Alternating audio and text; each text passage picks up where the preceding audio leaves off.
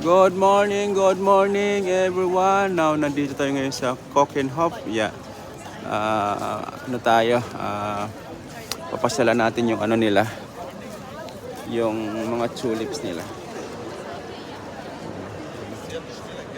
So napakaraming tao dito. I think taon-taon ito dinadalaw dito nila dahil sa mga tulips nila na napakaganda. So yan.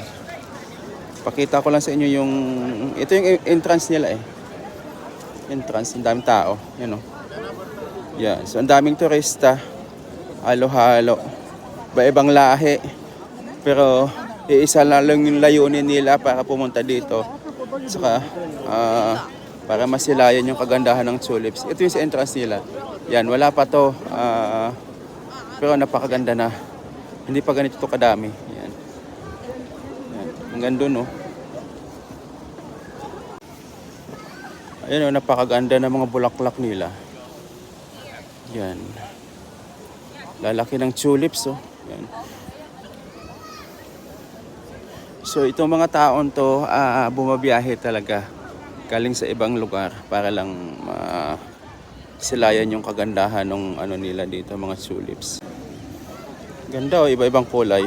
May dilaw, may puti, yan. Ganda.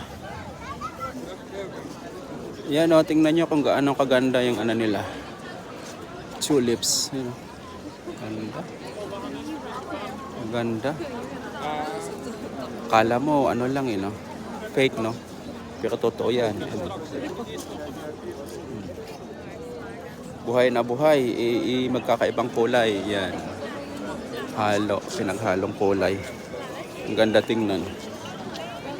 Yan. Gandun. Ganda. Yan o.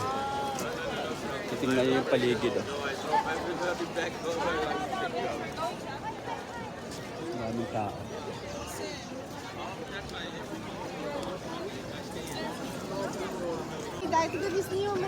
Yan pa o.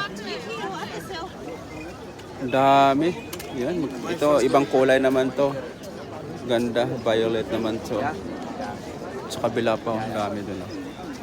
Tara, ikot tayo. Pakita ko sa inyo kung gaano kaganda. Ito, iba namang kulay ito. Ganda oh. Para siyang akala nyo mamatay na yung ibang kulay oh, pero buhay na buhay. Yan, ito maganda din, pinaghalong